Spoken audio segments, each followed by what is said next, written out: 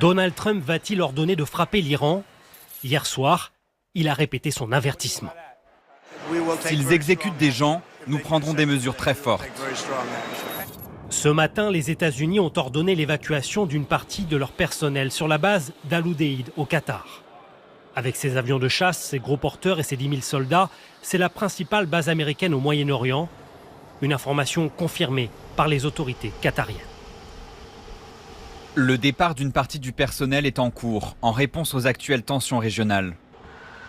L'Iran avait ciblé cette base en juin dernier, en réponse aux bombardements américains sur ses installations nucléaires. À l'époque, les États-Unis avaient déjà pris soin d'évacuer une partie de leurs troupes. Sur ces images satellites, on voit à gauche les avions américains quelques jours avant les frappes. À droite, la base semble déserte le jour de l'opération. D'autres options que les frappes aériennes sont étudiées par le Pentagone, comme celle d'une cyberattaque de grande ampleur ciblant le pouvoir iranien. De son côté, Téhéran s'est dit prêt à cibler les bases et le trafic maritime américain dans la région.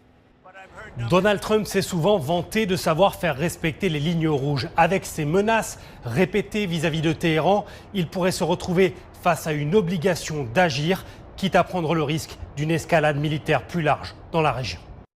Trump n'a vraiment rien compris du message du président iranien. Mais Trump manifeste la peur. Trump manifeste la peur. Trump a décidé d'évacuer tous ses soldats américains dans des bases américaines qui se trouvent en Iran. Parce que le message du président ukrainien, il ne cessait de le répéter.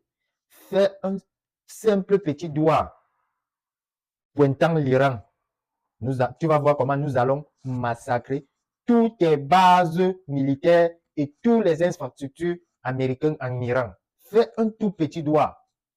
Trump a paniqué. Maintenant, Trump veut tout évacuer avant de frapper l'Iran parce que Trump ne veut pas laisser. Trump veut rester dans la guerre pour éviter les élections.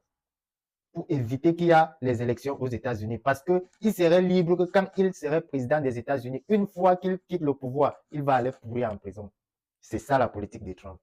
Trump ne veut pas quitter le pouvoir parce que c'est qu'il est déjà un prisonnier ambulant. Même la constitution des États-Unis, il ne respecte pas, il ne respecte rien. Il viole toutes les lois. Donc, c'est lui la loi. Il n'y a plus une loi qui respecte. Donc, dès qu'il quitte le pouvoir, là, il part pourrir en prison. Voilà pourquoi il fait tout pour éviter les élections. Famille Patay, c'est vraiment de l'AES.